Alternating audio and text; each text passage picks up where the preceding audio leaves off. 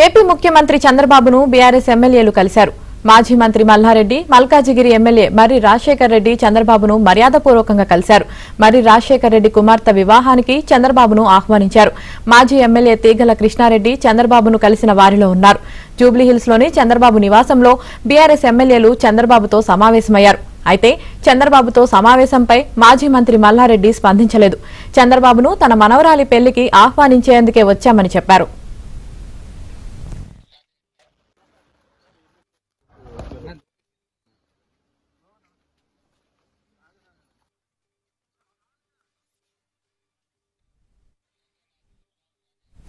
ఇక త్వరలో టీడీపీలో చేరతానని మాజీ ఎమ్మెల్యే తీగల కృష్ణారెడ్డి స్పష్టం చేశారు. చంద్రబాబుతో భేటీ తర్వాత తీగల కృష్ణారెడ్డి ఈ ప్రకటన చేశారు. తెలంగాణలో టీడీపీకి పూర్వ వైభవం తీసుకొస్తామని చెప్పారు. మాకు ఆనాడు ఎన్టీ రామారావు గారుతో పాటు చంద్రబాబు నాయుడు గారు మా రాజకీయ జీవిత ప్రస్థానం మొదలైంది. ఆనాడు ఎన్టీ రామారావు పాలన మళ్ళీ రావాలని, ఈ తెలంగాణలో కూడా మళ్ళీ ఎన్టీ రామారావు ఏ విధంగానైతే బీద బడుగు వర్గాల ఆశాజ్యోతిగా నిలిచాడో ఆ విధంగా తేవాలనే ఉద్దేశంతో ఈరోజు వారిని కలవడం జరిగింది.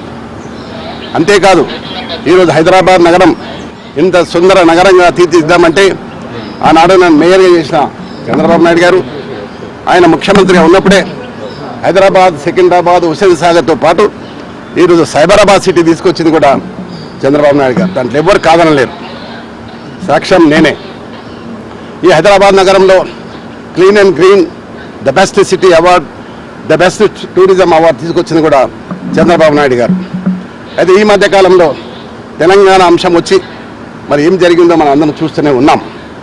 కానీ మళ్ళీ పూర్వ వైభవం తీసుకురావడానికి మేమందరం కూడా చంద్రబాబు నాయుడు కలవడం, మరొకసారి మనం పిలిచి మాట్లాడుతున్నాడు. తప్పకుండా మళ్ళీ ఆనాడు ఎన్టీ రామారావు గారు ఏ విధంగానైతే పరిపాలన చేసిండో ఆ విధంగా చేసడానికి మేమందరం కూడా కృషి చేస్తాం. నేను అందరినీ కూడా శ్రేణులకు వస్తున్నా. చాలామంది తెలుగుదేశంకు ఎన్టీ రామారావు అభిమానులు ఉన్నారు. ఇంకా వారందరూ కూడా ఏకతాటి మీద తీసుకొచ్చి మళ్ళీ పూర్వ వైభవం తీసడానికి మేము ప్రయత్నం చేస్తాం.